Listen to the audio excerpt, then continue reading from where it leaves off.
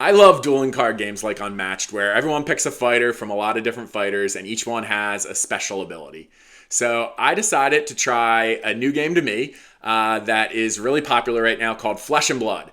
I picked Pleadies the Superstar. Let's see, here she is. So Pleadies the Superstar right there.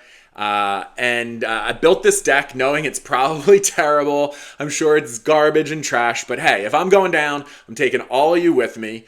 So roast me as much as you want. I want to make this deck a lot better. I enjoy playing the game and I want to get a lot better at it. So you are welcome to tell me what I did wrong. Tell me how to fix it. This is your permission to absolutely roast me. I don't know what I'm doing, and that's okay. That's how we get better. So, like I said, I'll be playing Pleadies the Superstar. I did buy the Armory deck and went to my local card store on a Thursday and played a round robin of 3 matches with that Armory deck. I was playing Pleadies, a revered guardian.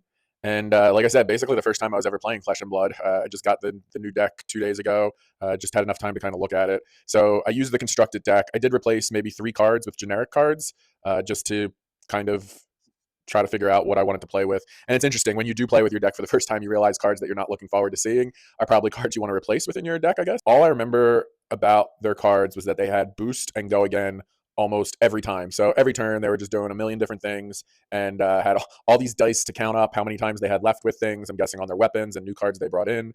And then they would attack maybe 4 or 5 times on one turn. So I was trying to get, so I'm playing with Pleiades, who is a revered guardian and can bring out auras. So I'm trying to get them out and play, but you get 4 cards in your hand, and then with those 4 cards, you're trying to defend with them, but also use them to pitch, and then also trying to put the auroras in play while still attacking each turn. So I really just couldn't do it all. And then eventually, as most of you probably would know, towards the end, I was just using all my cards to defend, so I didn't die.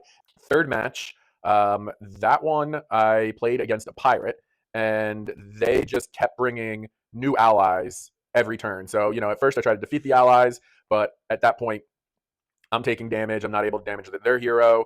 They're making gold, and then they were intimidating, where I had to hide one of my cards. And that made it hard to kind of plan what to do next. Once I'd have to hide the card, I would forget what the pitch values were, and so it was hard to know what to use on defense, so that I would still have cards left on my offensive part of the turn. So I just got whacked on that. And it went okay. I actually beat one of the other amateur fighters, and so I went 1-2. But in those other 2 matches, I got absolutely destroyed, and I realized that I needed to make some changes to my deck. So I've made the changes we're going to discuss here, and I will tease that I have also played this new deck. I won't tell you the results of that, but I already have in my mind some changes I want to make to this deck. But before I do that, before I spend more money, I want to hear from you. What should I buy differently?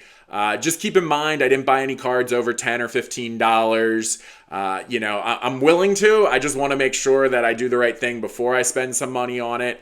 So like I said, I started out with the Armory deck, and so you'll see here the weapons and armor and equipment come with Attention Grabbers, Boots to the Boards, Movement Maker, Tiara of Suspense, and Virtuoso Bodus. And I guess before I mention that, I should say what Pleiades' special ability is. And she has an instant where you can tap her, so once per turn you can do this, where you remove a suspense counter from an aura you control, and then you may put a suspense counter on an aura of suspense that you can control. So these auras of suspense have special features to them, and they come in with 2 counters on them. So you can use Pleiades' ability to move those counters. Some of the weapons here can also move the counters. And at the beginning of each turn, a counter comes off. And the final thing I'll say about these auras of suspense is that some of them you want to keep on the board and some of them you want to leave the arena as soon as possible, because good things will happen when they leave the arena. So you're using Pleiades' ability to kind of sometimes move suspense counters from the one type of aura of suspense to another. And then also, whenever the crowd cheers, you create a confidence token. And a confidence token just means that they can't defend by more than 2 non-block cards at the start of my next turn.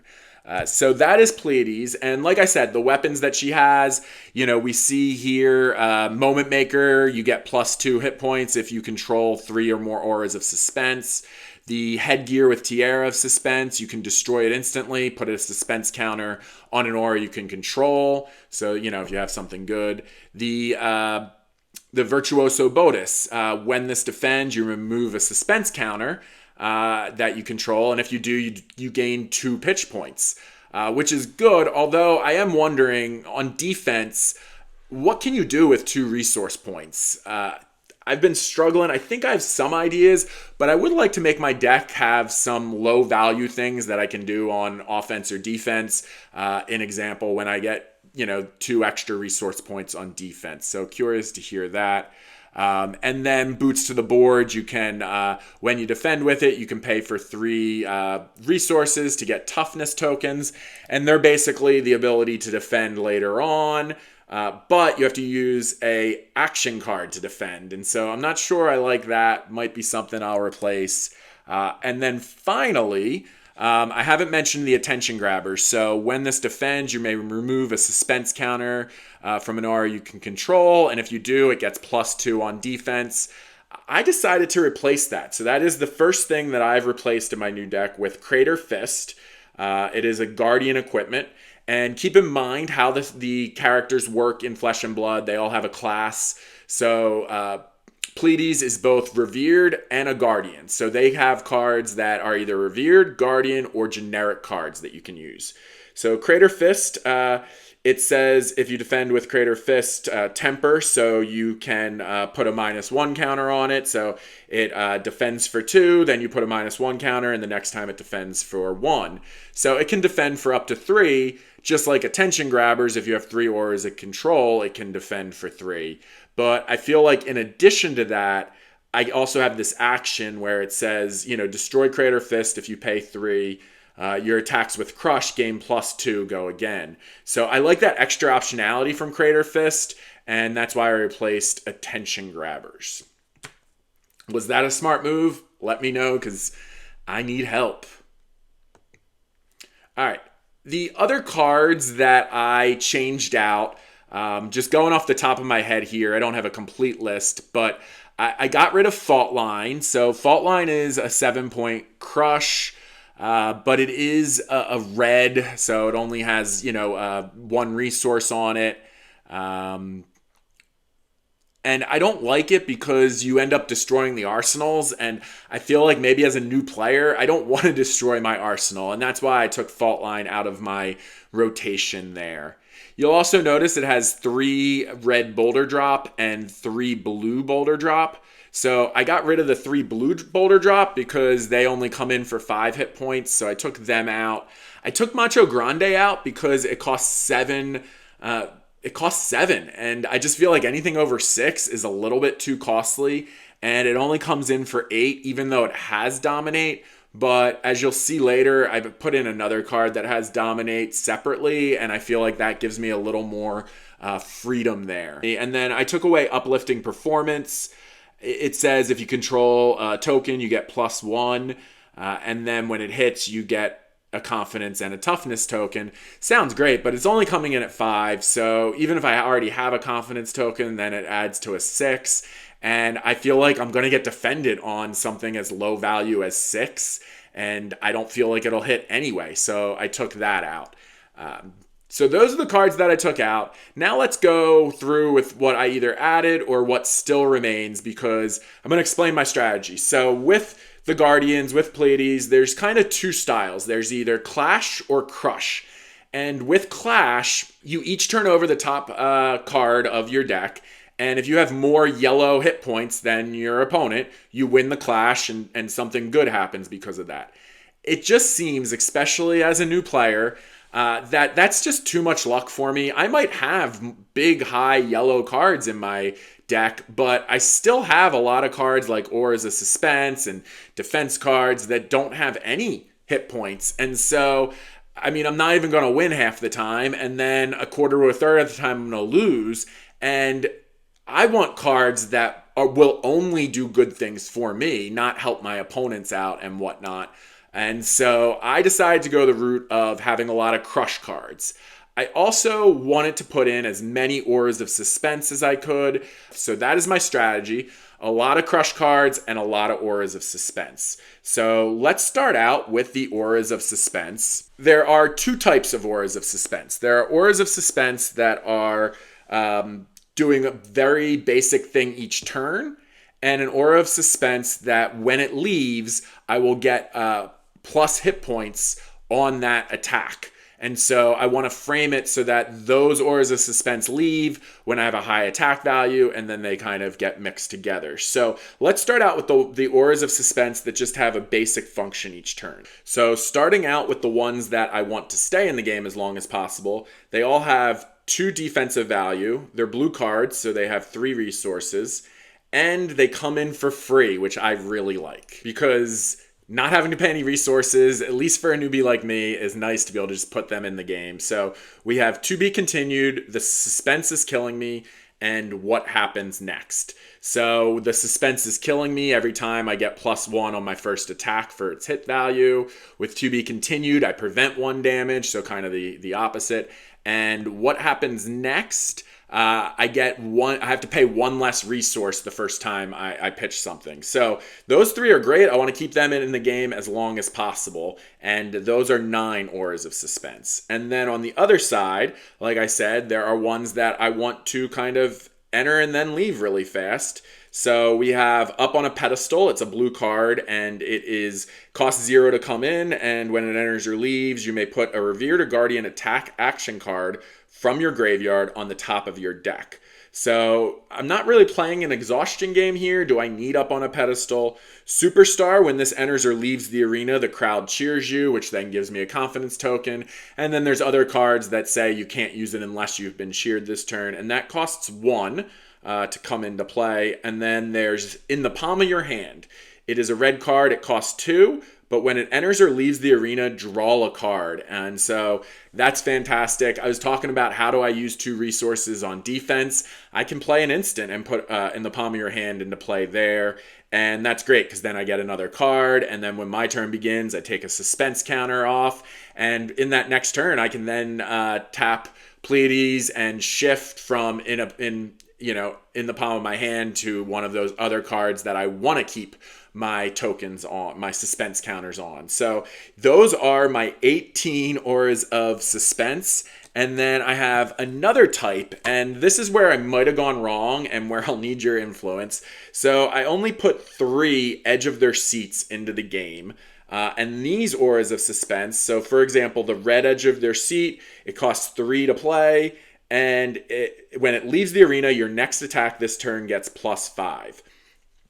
So it's absolutely fantastic when you're trying to do crush and you want to win by more than 4 points. You have a card like Edge of Their Seats, which adds to a 7-point attack. Now you have +5, and it's that much harder for your opponent to defend. So I put in 21 auras of suspense. It allows me to, have 3 auras on the board when it says that that's useful. It allows me to have cards I want to leave right away so I can shift my suspense counters. Did I do the right thing? Is 21 auras of suspense too much? Did I put the right ones in? Like I said, there's kind of 3 categories. There's the ones that help you each turn, the ones that help you if they leave the arena and when they come into the arena, and then there's cards like Edge of Their Seats. And I took it off the Armory deck. Act of Glory is a similar one, and there's a few others like that where when they leave the arena, they give you plus hit points if you can attack on that turn. I've started to learn to do that a little better. So those are my 21 auras of suspense.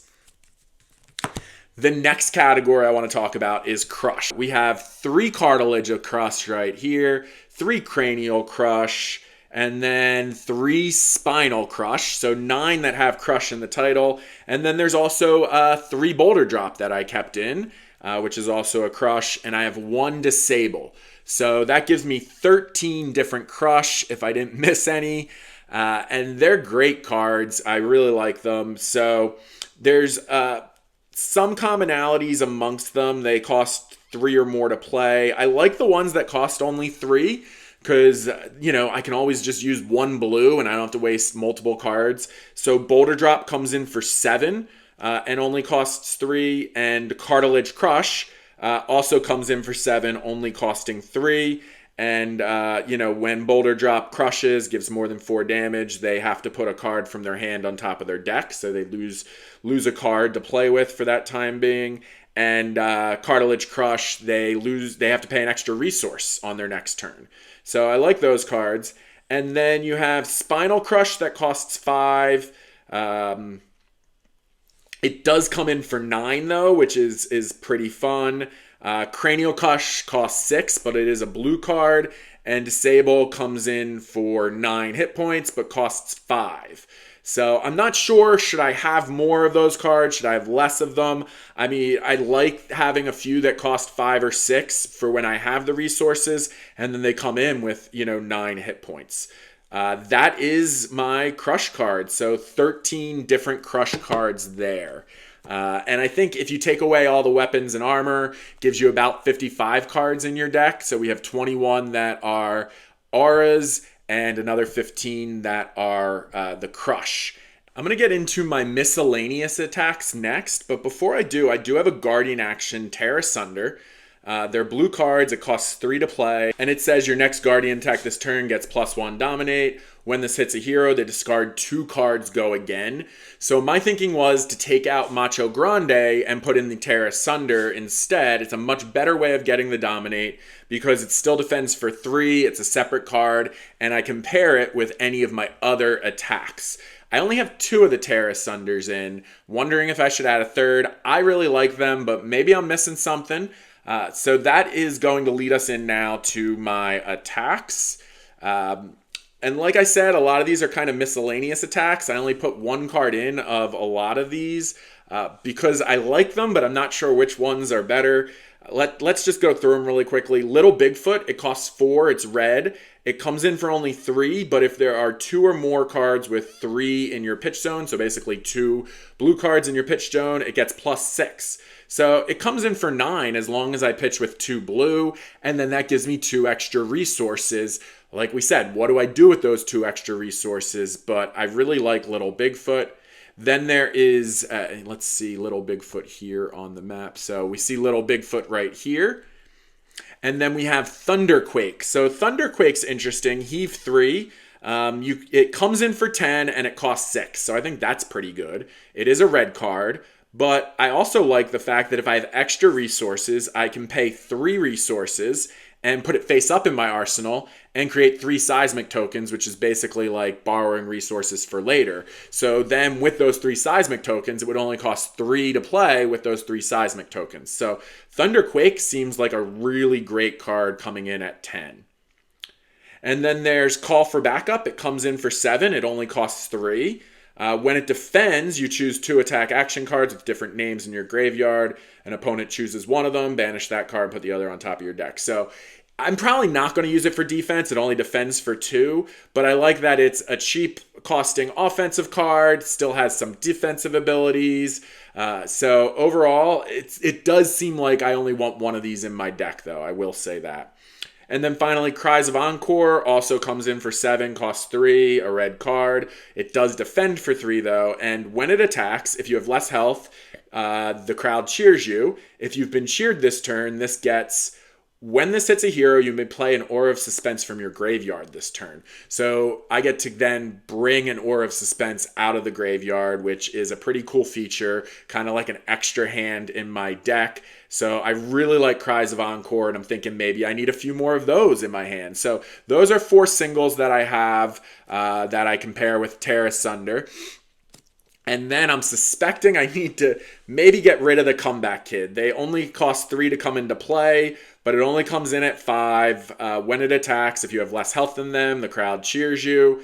If you've been cheered this turn, you get +1. So we see the Comeback Kid there. So, I mean, the most it can come in for is 6. It is a blue card, though, so it has good resources. I like that.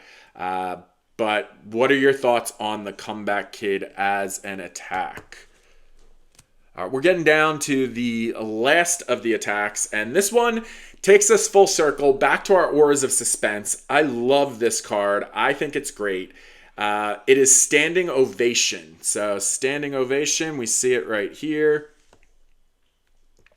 with Standing Ovation. It costs 6 to play, so do I have those resources? I don't know. Blue card to pitch, comes in for 8, can defend for 3, and I do need it to defend sometimes because it's not worth playing unless I can do the action on the card, which says if 3 or more Auras of Suspense have left the arena this turn, this gets, when it hits a hero, take an extra turn after this one. That's great. I get an extra turn, especially if I can play this. If 3 Auras of Suspense are leaving, and some of those that are leaving can be, the edge of their seats or Act of Glory or something like that, it'll be more likely to hit, and I'll get an extra turn, and 3 Auras of Suspense will be leaving. That's why I put in 21 Auras of Suspense. It's why I have the weapons. So I really like Standing Ovation. I think it's a perfect card with Pleadies. Again, beautiful art for Pleadies because it really is a good card for her. So that concludes my attack actions. And then we just have a few other special cards. There's a card that I'm not sure it belongs in my deck. We'll get to that because there's a couple that belong in I think everyone's deck. So we'll start with Sink Below. It's a red card, costs nothing to put into play. It's a defense reaction, and it defends for 4. And with that, you can put a card from your hand on the bottom of your deck. I really like Sink Below. I think everyone else in Flesh and Blood does. My question that I have, I only have 3 defense reactions in my deck. Do I need more defense reactions? Because I've lost on turns where somebody plays an offensive reaction and I'm not allowed to defend. The other question I have is, should I have offensive reactions in my deck so that I can put that kill shot on somebody who doesn't happen to have a defense reaction? 3 Sink Belows, and then also 3 turning points. They are blue, and it says when this defends, if you have less health, the tracking hero, the crowd cheers you. And while this is defending, if you've been cheered, it gets +3. And so it's a 2-point block. And with +3, that gives 5 points of blocking, assuming I'm losing. And it's a blue card. So I just think Turning Point is great. It can be a 5-point defense, and it comes in with 3 resource points if I don't need to defend. I like Turning Point. We're down to my final 3 cards, the Thespian Charm. I thought I was really going to like this card. I thought I wanted the crowd to cheer me, but I'm not sure that I really do need the crowd cheering me. A confidence token isn't that special. So I can choose any number of these things. I destroy a might or vigor token, the crowd cheers me, and or return an aura permanent you control to its owner's hand. So that means I can take a card, an aura that I like for every turn, put it back in my hand, and then put it back down with an extra aura of suspense counter on it. Because it has to have at least 1 suspense counter on it right then. So if I pick it up, then I maybe can wait until my offensive turn and then play it. So save a couple suspense counters there. So it's not a terrible skill to have, but it's only a yellow card with 2 resource points. So I don't know. Do I like Thespian Charm or not? Maybe it's better for my sideboard because destroy a might or vigor token. It seems like that would only be helpful if I'm playing certain characters that have might or vigor tokens.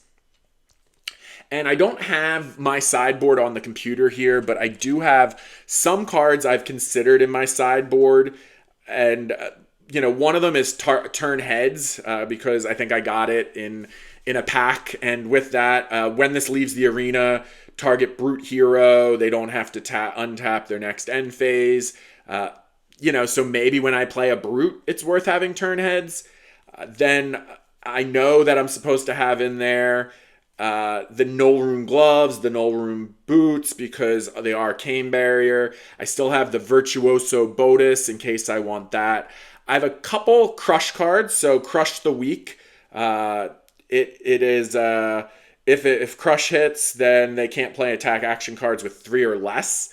Again, I feel like maybe for certain hero fighters like ninjas that have low point values, that's why I put it in my sideboard. Crush Confidence, they lose all hero card effects and activated abilities until their next turn. And then I have Scout the Periphery. Look at the top card of target's hero deck. The next action attack card you play from Arsenal gains +2. Wreak Havoc. Defense reactions can't be played to Wreak Havoc's Chain Link. Seems good. Seek Horizon, as an additional cost to play Seek Horizon, you may put a card from your hand on top of your deck. When you do, Seek Horizon gains go again. Looking for a scrap, as an additional cost to play. Looking for a scrap, you may banish a card with 1. I don't have any cards with like a value of 1, so I'm not sure Looking for a scrap is made for my deck. I probably should even take that out of the sideboard. A Good Clean Fight, if this is attacking a hero, non-equipment cards they own lose and can't gain abilities, comes in for 7. That's a good card. So that might be one I might want to play. The Helm of Adored, when this defends, the crowd cheers you. I don't think that's really worth it. I think there's much better headgear. The Garland of Spring is a generic chess piece. Destroy it to gain a resource. And then I have 2 more disables, 2 more little Bigfoots. And then Smashing Good Time is the final card of my sideboard. Says the next time an attack action card hits a hero this turn, you may destroy an item they control with cost 2 or less. Sounds pretty good. If Smashing Good Time is played from Arsenal, the next attack action card you play gains +2. Go again. So that is my deck right now. What are your thoughts? I want to get roasted. You can even make fun of my hair. You can make fun of my shirt. I don't care. Roast me. But I do want to hear what can I do different for my deck. Thanks for your help. I really look forward to the comments and making another video with how I've improved my deck and how my next round of competition went. Thank you for so much. We'll be doing more Flesh and Blood videos. We'll also get back to our Unmatched videos. So make sure you subscribe to the channel. It helps out a whole lot. And we look forward to seeing you next video.